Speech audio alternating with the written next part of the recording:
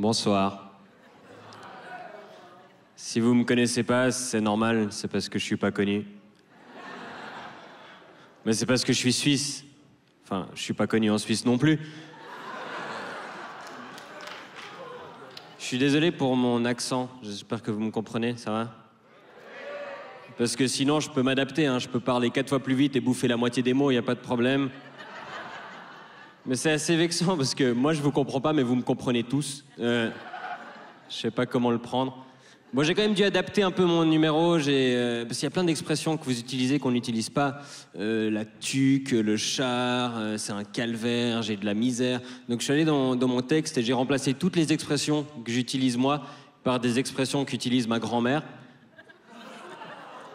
Et du coup, vous devriez tout comprendre, mais s'il y en a une qui vous échappe, que vous comprenez pas, je m'excuse et attendez 100 ans, je pense que ça arrivera ici.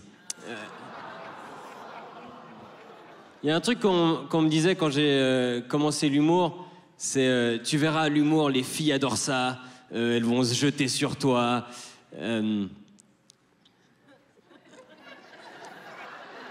Ça fait 4 ans et demi que je fais ce métier et s'il y a bien un truc que je peux vous dire, mesdemoiselles, je vous trouve impressionnante de retenue. Bon, il y a un truc, c'est que moi, je suis assez timide et je suis toujours entouré d'humoristes qui le sont beaucoup moins que moi. Et du coup, c'est difficile pour moi avec les filles. Et je me souviens une fois, à un festival d'humour, j'ai essayé de cruiser une fille. Et il y a un collègue qui a vu que j'arrivais pas. Il a voulu me donner des conseils. Il m'a pris par l'épaule. Il m'a dit « Écoute Thomas, moi j'ai couché avec plus de 1000 filles. Déjà là, j'écoute. C'est une bonne entame, parce que moi, j'ai couché avec moins de 1000. Et il me dit, cette fille, tu vas la voir, tu la regardes dans les yeux, tu lui dis, tu me plais, et tu l'embrasses. Ah, je l'embrasse. Ah, donc ton conseil pour la poignée, c'est de la poignée, en fait. Non, ok. Non, parce que moi, je pensais l'emmener faire du patin, espérer qu'elle glisse et qu'elle retombe sur ma verge. Mais t'as raison, non, mais je vais faire ce que... Ça m'énerve. Il comprend pas que moi, je suis timide et que pour moi, c'est physiquement impossible de faire ça. Est-ce que moi, je vais vers un mec en chaise roulante et je lui dis, écoute, mec, moi, j'ai fait plus de 1000 pas. Alors, tu lèves tes fesses, tu mets le poids sur la jambe gauche, tu mets le poids sur la jambe droite et tu vas courir ce marathon. Non. Une fois, il y a une fille qui voulait pas coucher... Enfin, plusieurs fois, il y a une fille qui voulait pas coucher avec moi. Mais une fois, il y en a une qui m'a expliqué pourquoi. Elle m'a dit, tu sais, Thomas, c'est parce que les mecs comme toi, les geeks, vous êtes mauvais au lit. Et ça m'a vexé.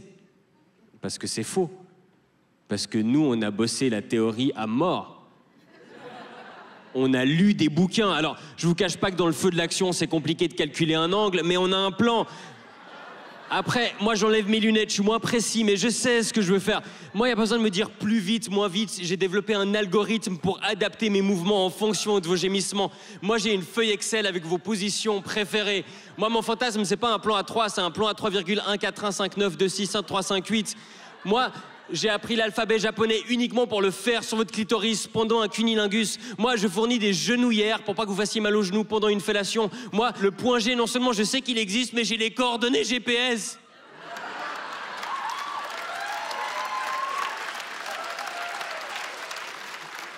Donc laissez-moi une chance. Parce que moi, sur le papier, je suis un dieu du sexe, ok? Bon, après, en pratique, j'arrive pas à faire tout ça en 32 secondes, mais... Moi, je réalise que je parle pas mal de sexe, mais j'assume. Parce que pour moi, c'est le truc le plus naturel au monde. C'est programmé à l'intérieur de nous. Tu sais, quand on est enfant à la garderie, on a ce jeu avec les formes et les trous. Enfin, je sais pas si vous avez ça au Québec, où t'as le rond dans la main, puis t'essaies de le mettre dans le trou triangle, tu fais gné, gné, gné, puis après tu mets à côté, tu fais un. Et à partir de ce moment-là, tu sais faire l'amour. Non, c'est vrai. C'est instinctif, personne n'est jamais allé vers sa blonde en lui mettant le coude dans l'aisselle en disant « Ah, tu aimes ça, hein, c'est ça qui te plaît ».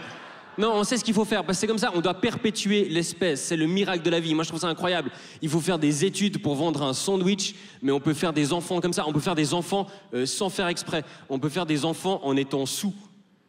Moi, à jeun, j'arrive pas à fabriquer une omelette avec mes mains, mais sous, je peux fabriquer un être humain avec mon pénis. Non, c'est pas tout à fait vrai en fait, parce que récemment j'ai découvert que j'étais stérile. Et comme vous, je savais pas très bien comment réagir face à cette information. Surtout qu'ils m'ont donné directement les termes scientifiques. Ils m'ont dit, vous souffrez d'oligospermie et d'amorphospermie. Ça veut dire que j'ai pas assez de spermatozoïdes et ceux que j'ai, ils sont mal formés. Je suis doublement dans la merde. Et moi, ça m'a un peu vexé parce que je me considère comme quelqu'un de plutôt intelligent. J'ai des lunettes, j'ai fait des études, j'ai un QI de 153. Et mes têtards, ils sont trop cons pour trouver la porte de sortie. Et surtout que moi, je suis un petit blanc, je suis pas togolais. C'est pas le tunnel sous la Manche, mon truc, c'est pas un machin de 30 cm, quoi. C'est facile, la lumière, il la voit depuis où ils sont, c'est tout droit, il y a qu'à sortir, quoi. Et après, ils m'ont expliqué pourquoi. Ils m'ont dit, la température est peut-être trop élevée dans vos testicules. Il fait trop chaud dans mes gosses. Vous avez vu, j'ai dit gosse.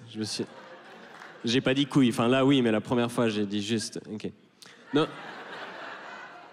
Mais moi, je pense que c'est mon cerveau, il a vu la gueule des spermatozoïdes, il a honte et c'est lui qui augmente le chauffage. C'est vrai, à part ça, ce que je raconte. Hein. C'est pas juste une technique pour ramener une fille après le spectacle, lui dire c'est bon, t'inquiète pas, on a besoin de mettre de capote, puis paf, des quadruplés. Non, non.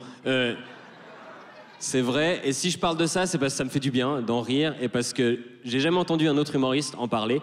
Et du coup, je me dis que peut-être que grâce à ça, je vais devenir connu. Enfin, ça m'embêterait que ce soit que grâce à ça. Que les gens disent, tu connais Thomas Wiesel? Non. L'humoriste stérile? Ah oui. Et du coup, depuis que je raconte ça sur scène, il y a des gens après le spectacle, ils viennent me dire des trucs très très bizarres. Et la chose la plus bizarre qu'on m'ait dit après un spectacle sur cette histoire, c'est quelqu'un qui est venu vers moi. Et je pense que c'est un des trucs les plus idiots que j'ai entendus. Et il m'a dit, ton histoire de stérilité là, c'est héréditaire.